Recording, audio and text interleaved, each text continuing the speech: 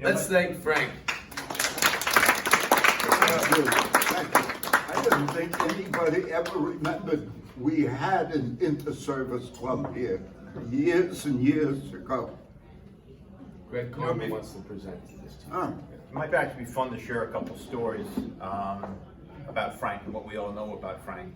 My earliest memories of Frank is when I got my first car loan, when he was a branch manager at EAB Bank, and he had the authority to make sure that he could make the loan, I guess, on behalf of the bank to me, but he knew my dad would be there to back me up in case there was a need.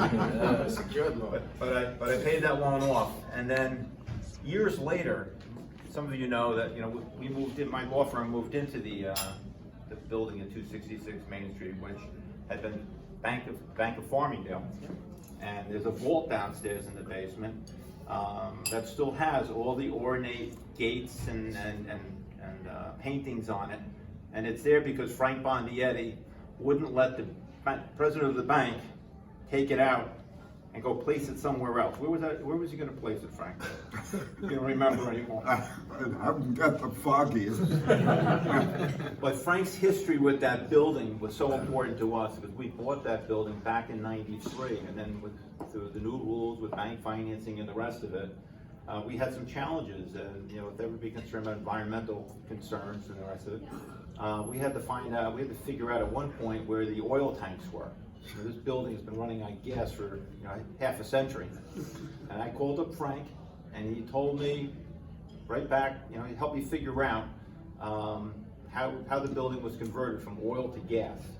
And I was there. You were there, and he made sure that when the history of that building was preserved. And it really is a cornerstone for Farmingdale, and it's a commitment by this gentleman over here that made sure that it was something that was preserved for generations to come. So, Frank, thank you for all you've done here and for us in Farmingdale.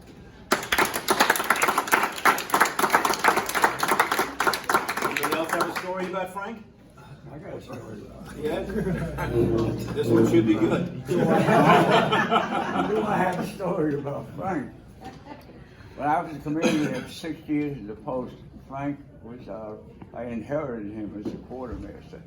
He's been the quartermaster of our post for 30 years when he finally said, I had enough.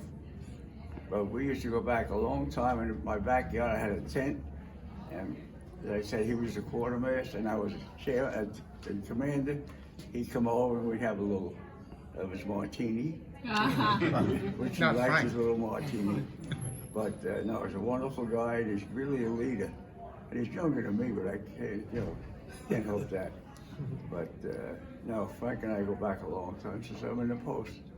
And he's been a great man, a great leader. Great leader. And he's got a great community wife. leader.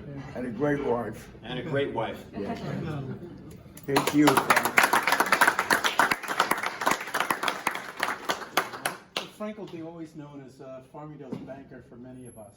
I think back in '83, '84, I did get a loan from him as well. And he says, Kevin, I could sign off on these loans without even looking at a lot of things. They call them character loans, I believe. Now, I don't know why he gave me the loan, but that's besides me. Because you're a character. But Frank, I asked him, what club should I get involved with over in Farmingdale? Because I wanted to, I was 24 years old and stuff. So Frank he was the one who brought me into Rotary, and I thank you for that.